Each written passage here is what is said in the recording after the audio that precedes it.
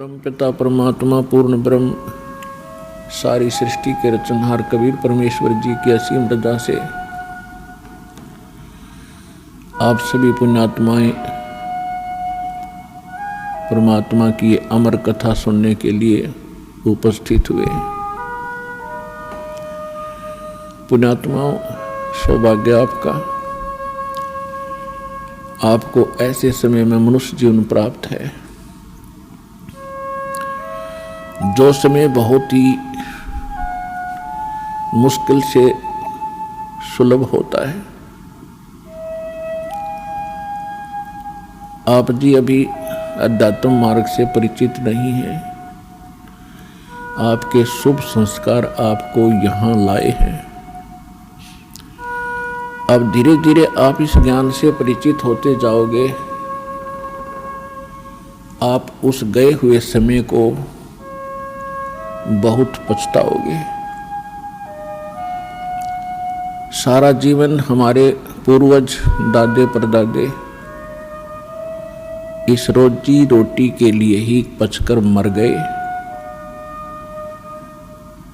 अंत में सभी कुल के कुल नाश हो गए और आज वो ना जाने किस प्राणी के शरीर में आज वो कष्ट उठा रहे होंगे। और यही स्पीड हमने पकड़ रखी थी, यही क्रियाएं हम कर रहे थे जब तक हमें ये ज्ञान नहीं हुआ था कि मनुष्य जीवन का एक वेरी इंपॉर्टेंट वर्क और है। और जो वेरी इंपॉर्टेंट काम था, घना जरूरी कार्य था मनुष्य जीवन का, उसको तो हम एक एक्स्ट्रा सा काम मान रखा था। 6 महीने में कभी चले गए अपने इष्ट धाम में, कोई त्योहार आया उस दिन कोई प्रसाद बना लिया और खा लिया, कभी थोड़ी बहुत कोई आरती मंत्र जैसे भी प्राप्त थे कर लिए। ये न तो कोई भक्ति थी, क्योंकि शास्त्र विरुद्ध होने से वो भक्ति भी नहीं थी, और न ही हमारी विशेष रुचि थी। आत्मा परमात्मा के बिना तड़पती रहती है, इसलिए वो कभी अंगड़ाई लेती थी तो काल ने ये 36 जाल बना रखे हैं। कोई तीर्थ बना दिया, किधर मंदिर बनवा दिया, कहीं पर ये नकली संत बैठा दिए हुआ बाई बकने वाले, तो हम वहाँ जाकर अपनी आत्मा को संतोष दिलाते थे कि हमने मत्था टेक लिया, 5.25 का प्रसाद बांट दिया और नाम ले लिया गुरुजी से, हमारा कल्याण हो ही जाएगा। ऐसा नहीं था। ये सब काल की भूल भुलैया और हमारे अध्यात्म अज्ञान का ही परिणाम था। तो यहाँ आने से आपको सबसे पहले अध्यात्म ज्ञान से परिचित कराया जाता है। इसके साथ साथ आप पर आने वाले सभी संकटों का भी निवारण परमात्मा करेगा, क्योंकि आप उसके बच्चे हो, आप उसके बेटा बेटी हो। यदि पिताजी समर्थ है, सक्षम है, और बेटा या बेटी किसी कारण से भी गलती कर देते हैं, उनको कोई हानि हो रही है, तो अक्षति पूर्ति पिता तुरंत कर देता है। यदि वो पुत्र और पुत्री भविष्य में माता पिता के अनुकूल चलना का वायदा करें। इसी प्रकार हम बिगड़ गए हैं, अपने परमात्मा पिता से विमुख हो गए थे, और इस काल के जाल में फंस के हम अनेकों कष्ट उठा रहे हैं। जिसमें हम परमात्मा के पुनः समर्पित हो जाएंगे, वो हमें फिर सभी सुख देगा, उस पिता की तरह जो अपनी संतान को देता ही है। तो आपके ऊपर एक विशेष रहम किया है दाता ने, ऐसे समय में मानुष जीवन दिया,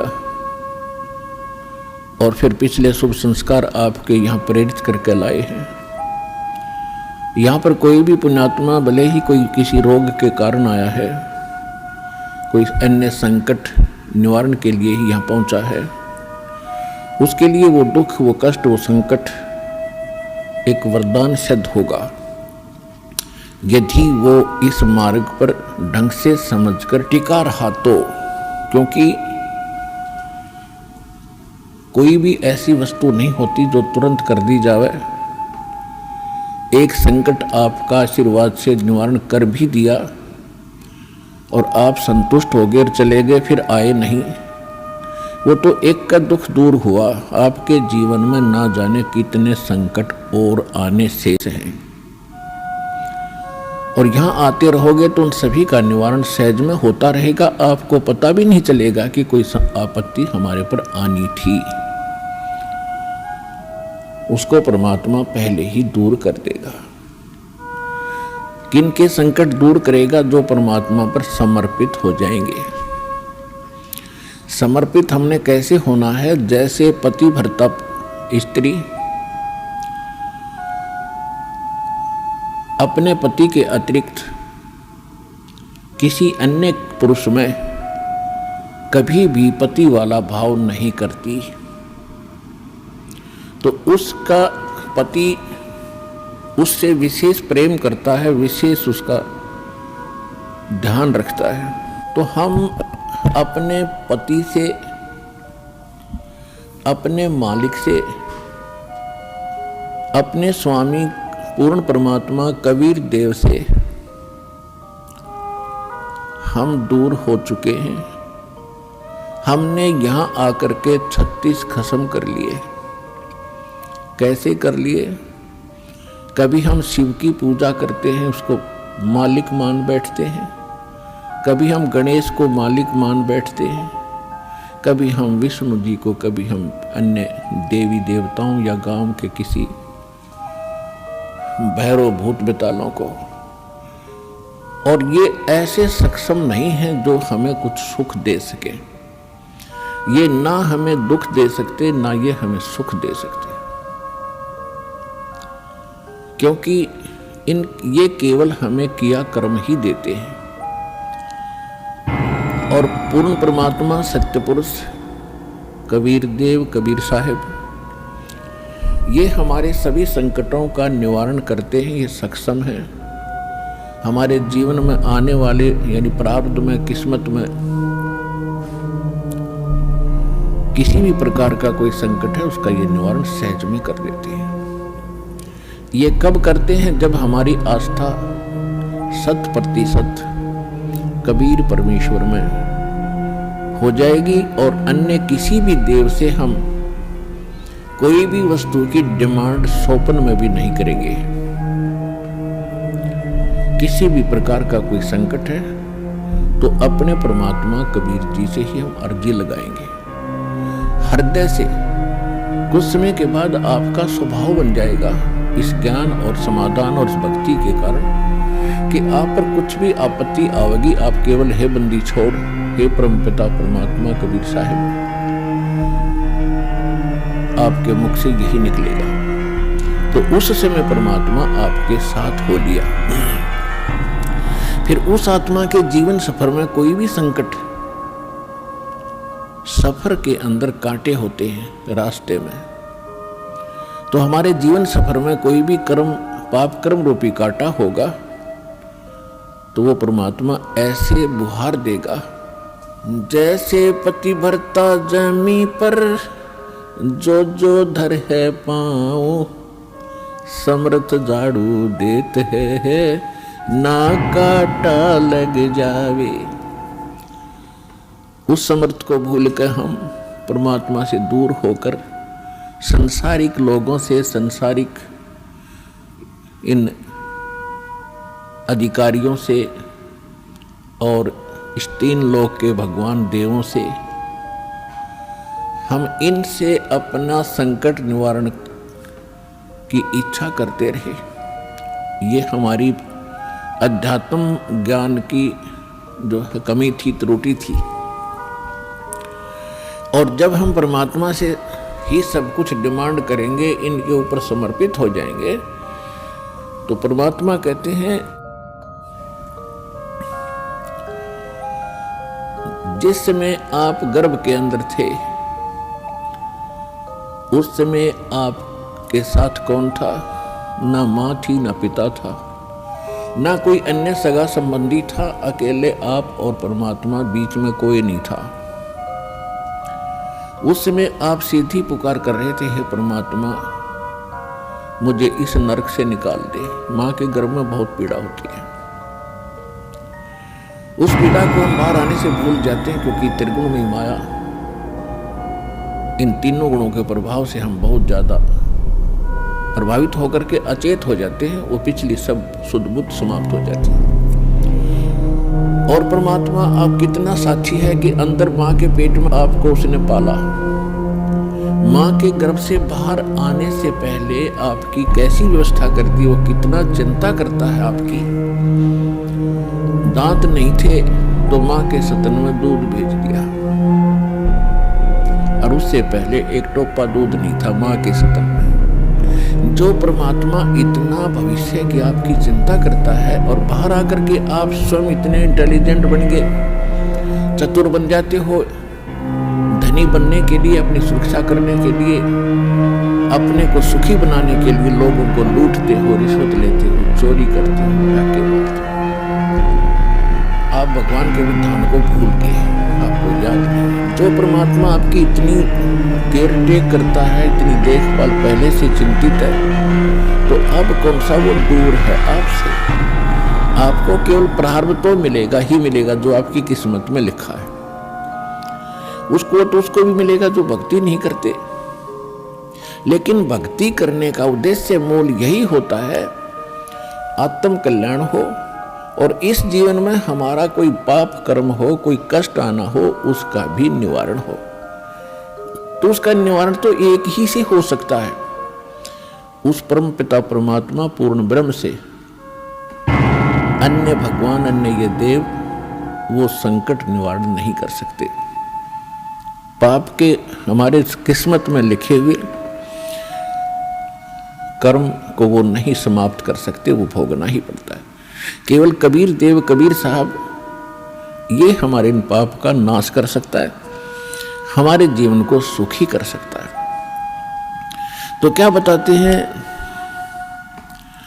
उस समर्थ की रीझ छुपाई, अब कुल कुटुंब से राता, गर्भ के अंदर बचन भरे थे, कहाँ गई वो बात। अब देखो परमात्मा फिर आकर हमें सचेत करते हैं, क्योंकि काल ने तो हमारे ऊपर पर्दा डाल दिया, बुद्धि पर पत्थर घेर दिए। माँ के गर्भ से बाहर आते ही हम सब कुछ भूल गए, नए सिरे से पढ़ाई जाती है। ये तेरा चाचा, ये तेरी चाची, ये तेरी माँ, ये तेरे पिता, मामा, ये बुआ, और कै ख गड़े, ये नए सिरे से पढ़ाई जाते हैं। हम इतने जो है अचेत हो जाते हैं, और परमात्मा फिर आकर हमें फिर नए सिरे से याद दिलाते हैं कि उस समर्थ की रीझ छुपाई। उस समर्थ ने आपके ऊपर प्रसन्न होकर के आपकी प्रार्थना सुनी। रीझ माने खुश होकर के आप पर जो रहम किया, वो रीझ आपके ऊपर प्रसन्न हुए। उस समर्थ की रीझ छुपाई, वो भूल गया तो उस मालिक के उस रहम को। अब कुल कुटुंब तय राता, अब भूल गया ये तेरा बेटा या कोठी या कार, ये मेरा, ऐसे वैसे सारा दिन इसी भूल भुलैया में जीवन नाश कर रहा है। और गर्भ के अंदर बचन भरे थे, कहाँ गई वो बात। अब परमात्मा याद दिलाते हैं, अब कहाँ गई वो तेरी बात। जब यूं क्या था माँ के पेट में कि हे परमात्मा एक बार मुझे बाहर निकाल दे, कभी भी गलती नहीं करूँगा, आपकी याद गणी रखूँगा और आप पर पूरा विश्वास करूँगा। निर्वाह के लिए कार्य करते समय भी आपकी याद कभी नहीं भूलूंगा। और अब हम क्या करते हैं, केवल सांसारिक इन कार्यों में सारा जीवन लगाते हैं। भगवान की याद तो कभी कोई चर्चा करता तभी आती है, ना तो स्वप्न में भी ना आती है हमारे को।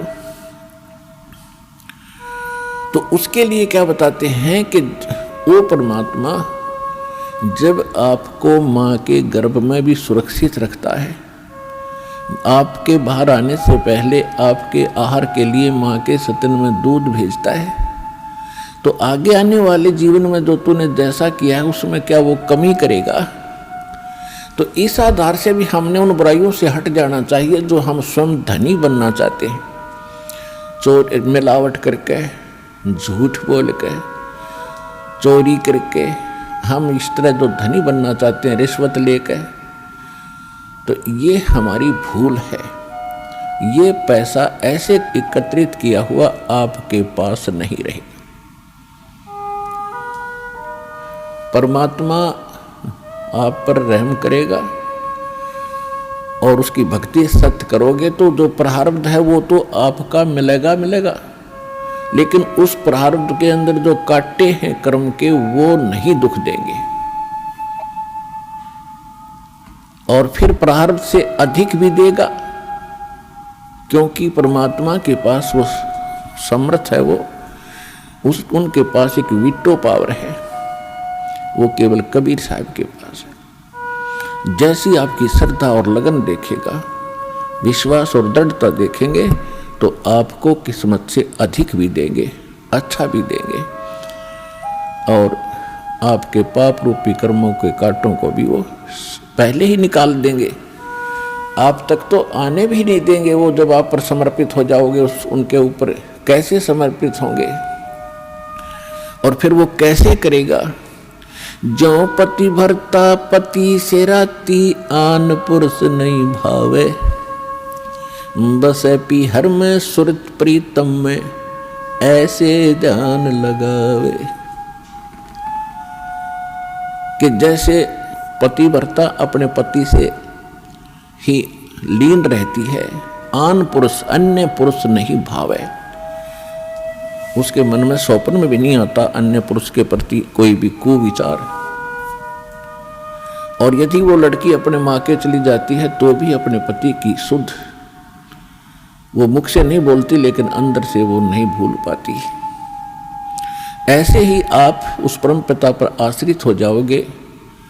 कहीं पर भी आप काम कर रहे होगे, किसी भी फील्ड में, चाहे दुकान, मजदूरी, किसानी या नौकरी, तो आप उसी लड़की की तरह उस पर अपने पति यानी कबीर भगवान को, परमात्मा को, उस मंत्रों को, उसके रहम को आप कभी भूल नहीं पाओगे।